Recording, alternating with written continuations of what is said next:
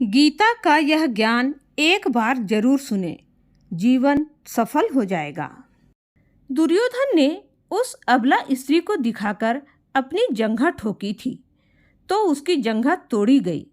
दुशासन ने छाती ठोकी तो उसकी छाती फाड़ दी गई। महारथी कर्ण ने एक असहाय स्त्री के अपमान का समर्थन किया, तो श्री कृष्ण ने असहाय दशा में ही उसका वध कराया। भीष्म ने यदि प्रतिज्ञा में बंध कर एक स्त्री के अपमान को देखने और सहन करने का पाप किया, तो असंख्य तीरों में बिंध कर अपने पूरे कुल को एक एक कर मरते हुए भी देखा। भारत का कोई बुजुर्ग अपने सामने अपने बच्चे को मरते देखना नहीं चाहता, पर भीष्म अपने सामने 4 पीढ़ियों को मरते हुए देख रहे थे। जब तक सब देख नहीं लिया तब तक मर भी न सके, यही उनका दंड था। धृतराष्ट्र का दोष था पुत्र मोह, तो 100 पुत्रों के 100 को कंधा देने का दंड मिला उन्हें।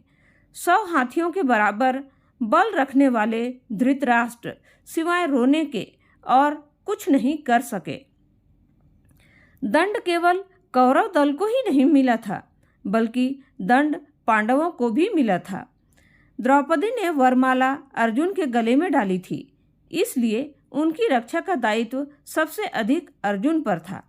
अर्जुन यदि चुपचाप उनका अपमान देखते रहे तो सबसे कठोर दंड भी उन्हीं को मिला।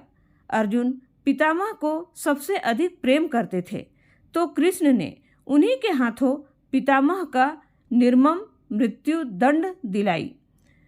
अर्जुन रोते रहे पर तीर चलाते रहे। क्या लगता है अपने हाथों ही अपने अभिभावकों भाइयों की हत्या करने की ग्लानि से अर्जुन कभी मुक्त हुए होंगे क्या? नहीं, वे जीवन भर तड़पे होंगे। उनका यही दंड था। युधिष्ठिर ने स्त्री को दांव पर लगाया तो उन्हें भी दंड मिला। कठिन से कठिन परिस्थितियों में भी सत्य और धर्म का साथ नहीं छोड़ने वाले युधिष्ठिर ने युद्ध भूमि में झूठ बोला और उसी झूठ के कारण उनके गुरु की हत्या हुई।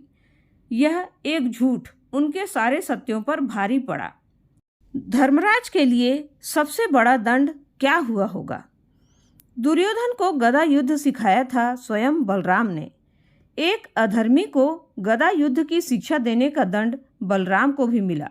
उनके सामने उनके प्रिय दुर्योधन का वध हुआ और वे चाहकर भी कुछ न कर सके।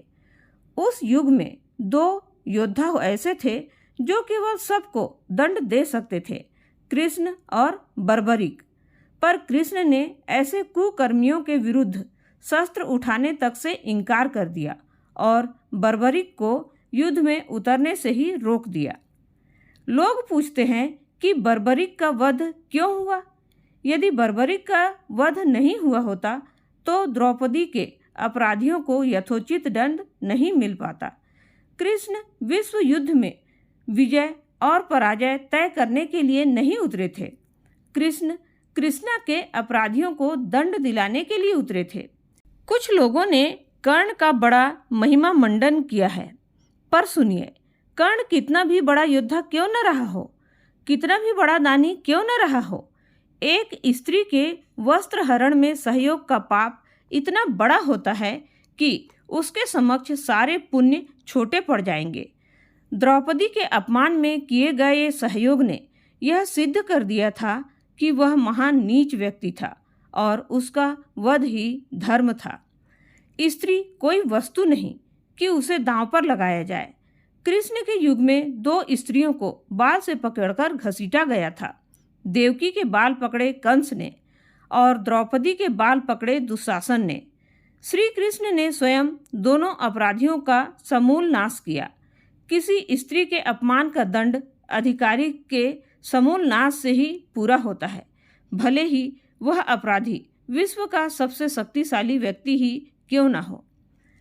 इसलिए दोस्तों, कहा गया है, यत्र नार्यस्तु पूज्यन्ते रमन्ते तत्र देवता।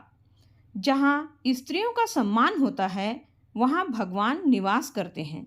इसलिए हमें स्त्रियों का हमेशा सम्मान करना चाहिए, तभी जीवन सफल बनेगा। इस बारे में आपके क्या विचार हैं कमेंट करके ज़रूर बताइएगा। धन्यवाद दोस्तों।